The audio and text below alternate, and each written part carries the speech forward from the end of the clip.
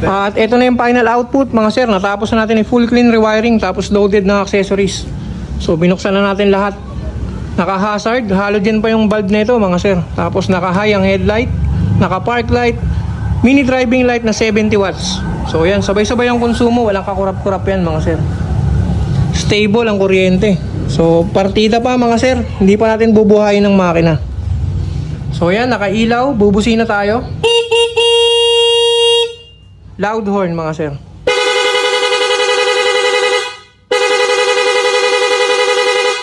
Walang kakurap-kurap yung ilaw mga sir. Sabay-sabay lahat ng konsumo.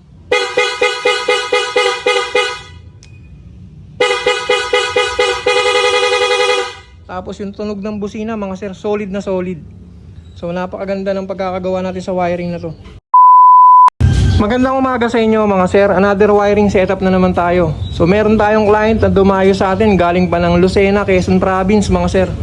Dinayo tayo dito sa Camarinos North, Caloocan para ipagawa itong Raider card niya. Kasi matagal na siya namang problema dito sa kanyang wiring.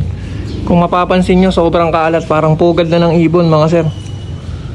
Tapos nagagawa ng kuryente, marami ng kulang na function, marami ng hindi gumagana. So simula dito, napakakalat. Naging dalawa yung harness niya mga sir. Tapos yan, parang kawad na ng Meralco. Tapos dito, so yan, naka-open carb siya mga sir, kaya nakakamba siya na baka masunugan siya ng motor. Kasi ito nagbubuga ng gasto. Tapos ayan, yung regulator niya nakasabit lang mga sir, tinali lang ng cable tie. So meron pa siyang mga relay dito. Kaya problemado yung ating kliyente. Naghahanap siya ng talagang malinis mag-wiring. Sa ganitong procedure nga pala mga sir, mas mahirap to gawin kaysa sa all stock na motor na mag-i-install na lang ng mga bago. Kasi pag ganito yung status ng wiring mga sir, ang gagawin dito, iba-back to default muna. So hihimayin lahat.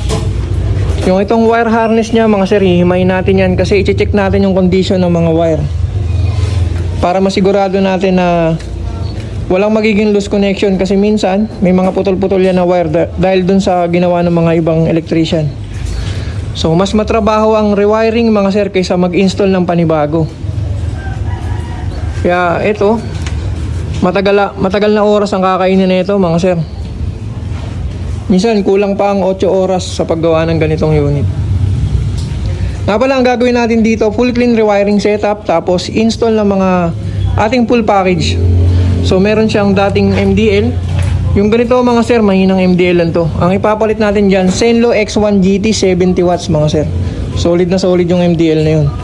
Tapos sa kasama ng package na yun, meron siyang anti-knockout, anti-agaw motor, keyless start, park locator, tsaka silent mode alarm. Tapos meron din yung malakas na busina. Original na PIA mga sir, 100% legit yan. Tapos meron niyang all-in-one function switch mga sir. So nandun na lahat ng function. Itong stocker niyan, di natin yan naalisin, nandiyan pa rin yan. Tapos meron yung passing, meron yung hazard. Kompleto na mga sir. Tapos hindi nyo na makikita ito lahat mamaya. So yan, update po ulit pagka natapos na natin. Trabaho na tayo. Let's go. A few moments later. At ito na yung final update mga sir. Natapos na natin tong Raider 150 carb na galing pa ng Lucena, Quezon Province mga sir.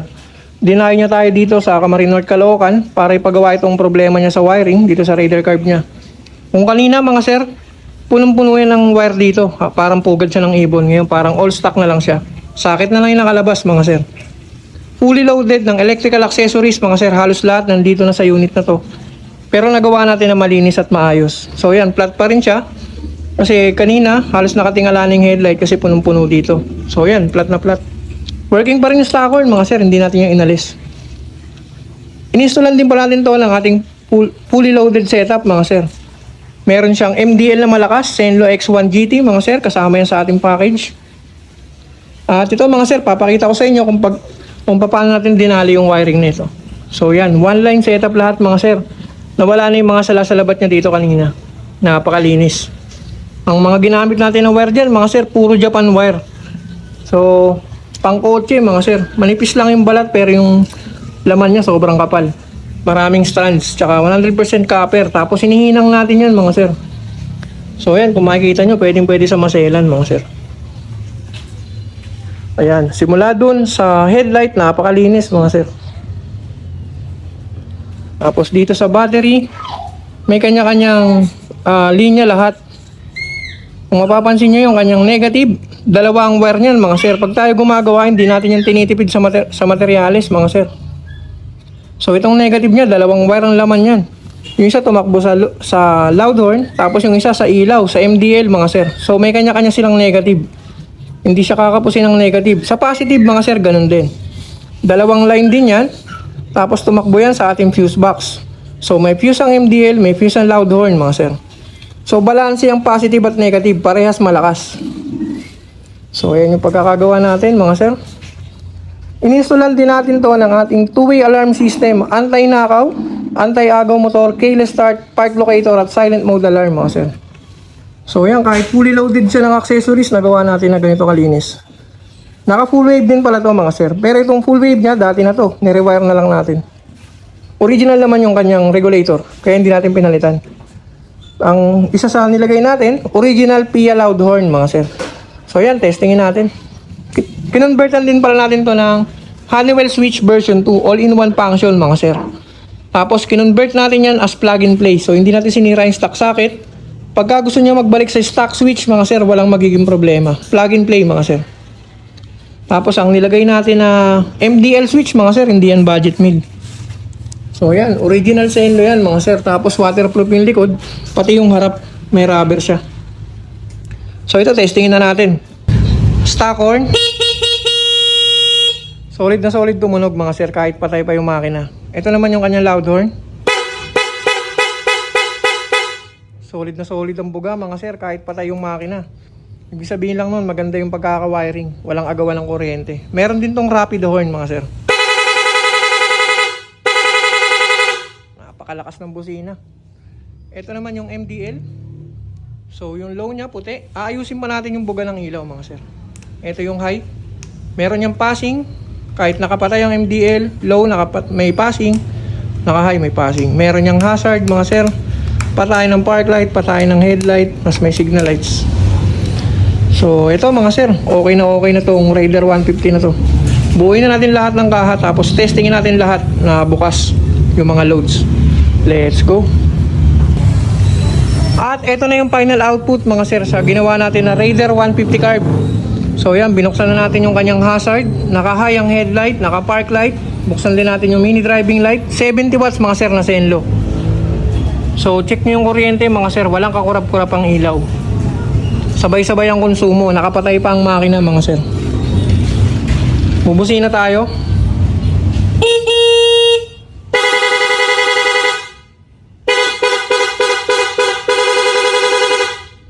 Walang kakurap-kurap yung ilaw mga sir, kahit sabay-sabay lahat ng konsumo. Yung stocker niya mga sir, medyo palyado na yung tunog. Naka-hazard, naka-park light, headlight, mini driving light mga sir. Pero solid na solid, walang agawan ng kuryente. Patay pa yung engine mga sir ah. So ibig sabihin lang nun, maganda yung daloy ng kuryente. Pagka gumagawa kasi tayo mga sir, may kanya-kanyang linya. Hindi natin tinitipid sa materialis, kaya maganda ang resulta ng wiring. So mga sir, meron pa pala tayong tinatapos doon na MX-135 Yamaha mga sir, Sniper 135.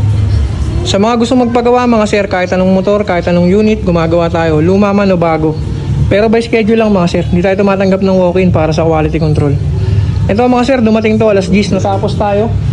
Alas 6 na mga sir. Pinaglalaan natin ng oras yung bawat unit na dumalayo sa atin. So itong owner na ito mga sir, galing pa ng Lucena, Quezon Province mga sir. So sinulit natin yung paglayo niya. Meron tong before mga sir, panoorin nyo sa unang video. So yun, maraming salamat po sa panonood. God bless and ride safe always.